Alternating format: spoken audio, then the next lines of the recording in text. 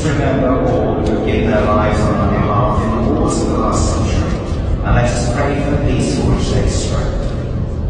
O God, who spoke both heaven and earth in a single peace, let the design of thy great love lighten upon the ways of our wrongs and sorrows, and give peace among nations, peace in our dwellings, and peace in our hearts, through Jesus Christ our Lord. Amen. Let us pray for the people